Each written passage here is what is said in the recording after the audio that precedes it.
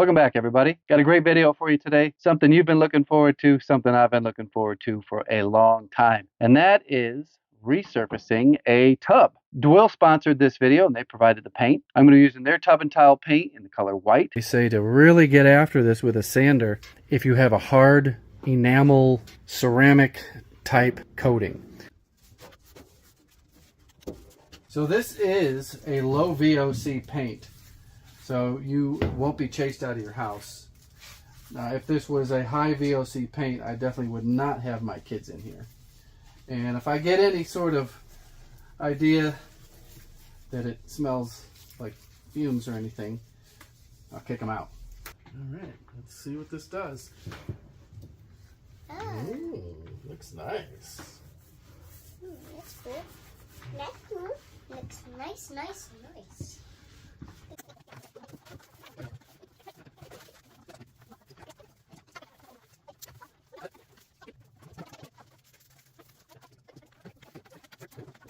Coat number 1 is on. In an hour or so, I will come back and put coat number 2 on. While this is drying, I'm going to be putting on the Rustoleum.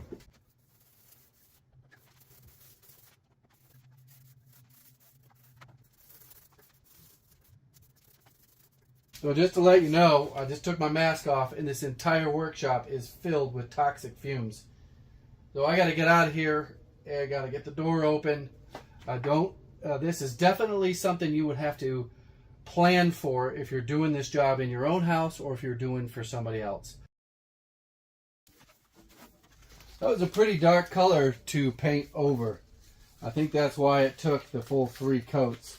If this was a regular white tub, it would be much easier to get the coverage. And this little strip down the middle was the original brownish tan color. So I'll give a close-up. This is dry. It won't be water ready for quite a while. You know, dry to the touch. My last coat on this was 2:30 a.m. last night. So that's what the finish is. And this was even using that high quality roller.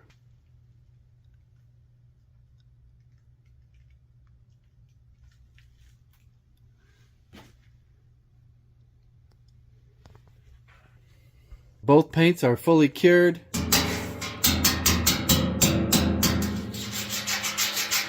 And seem scratch resistant and chip resistant.